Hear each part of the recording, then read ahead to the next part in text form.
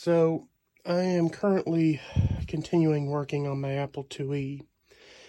To state what I've done so far, I have replaced some bad memory chips. Hang on. I had about 3 bad memory chips that was in there. I used a memory test that you can write in AppleSoft Basic, and it told me which chips were bad, and I replaced those. So I was able to get it booted off of a other floppy drive, a known working floppy drive and floppy disk. I also had some issues with the video connection here being just a little bit flaky.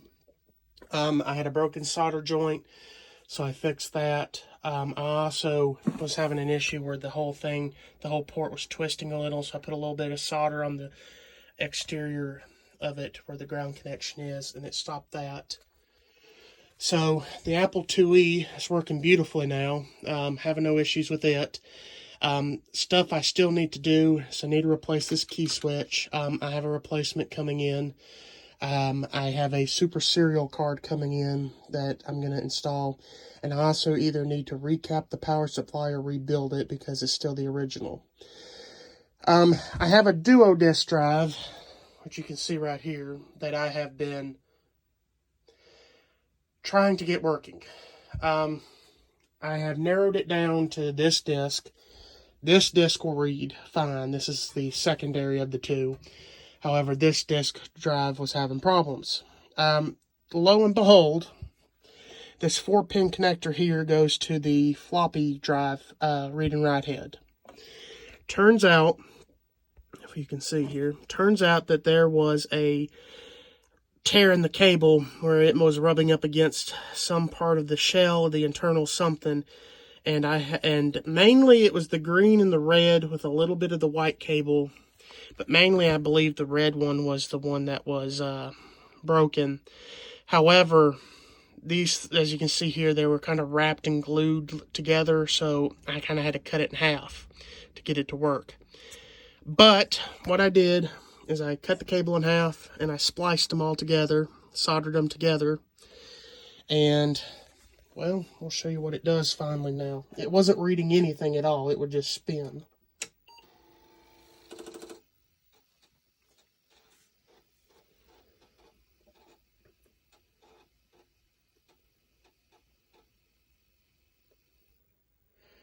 Yeah, it's blurry, but you can see that it's loading now.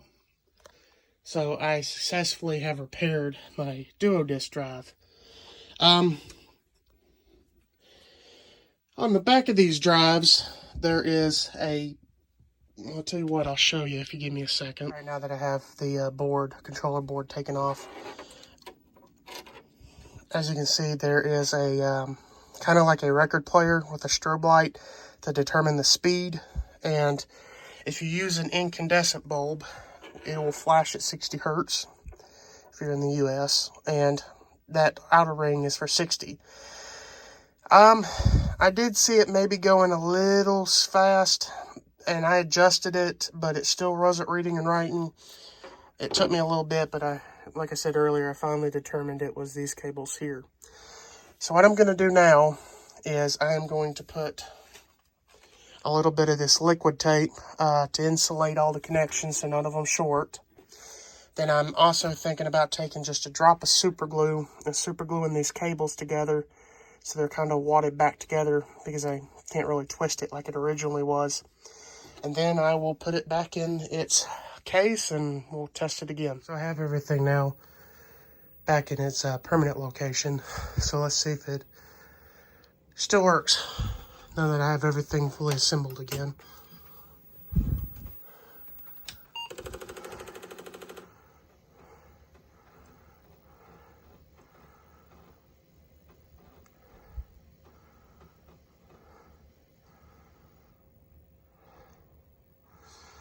Looks like we are good to go.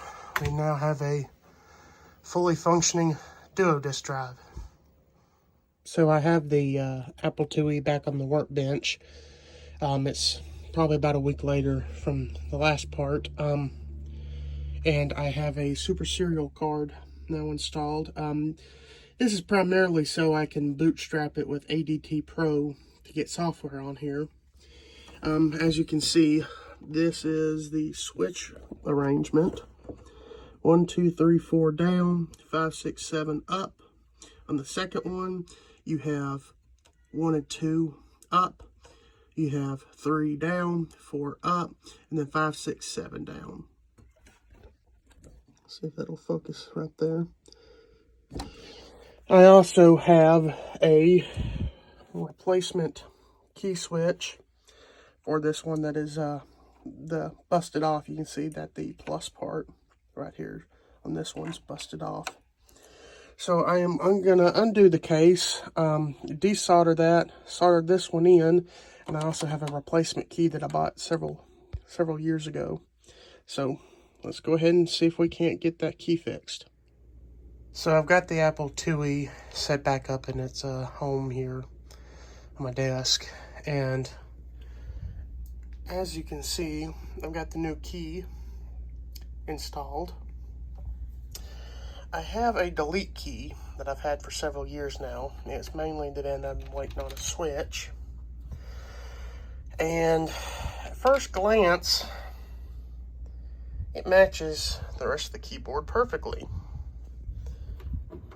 However, going upon trying to install it, if you can see here, this key is off-centered. This plus socket here is perfectly centered. So if you can imagine how this is not going to work, not unless I remove this key.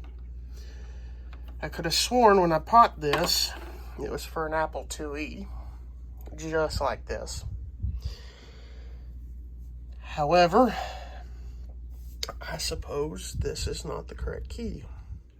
Alright, so I've got the IIe plugged in now. Turn the monitor on. Turn the power on. See, control reset.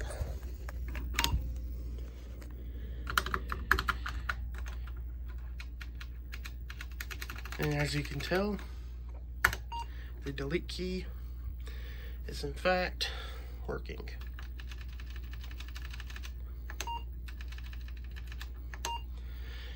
So, as it seems, I am 2 steps ahead and 1 step back.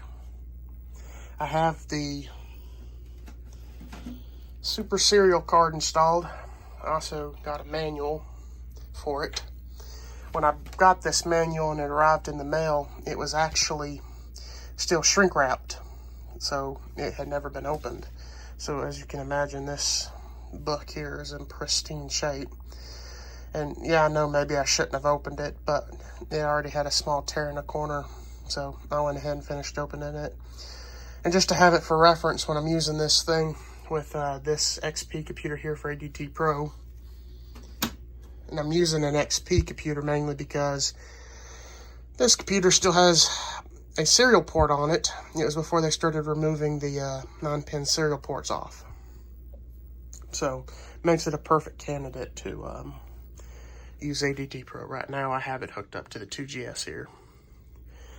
So, got the Super Serial in, got the dip switches and the jumper all figured out. I got the old delete key switch desoldered and removed. Speaking of it, it has a mind of its own. Just came on for a second. But anyway, I got this old key switch desoldered, the new one put in. It is working, but the delete key is a no-go.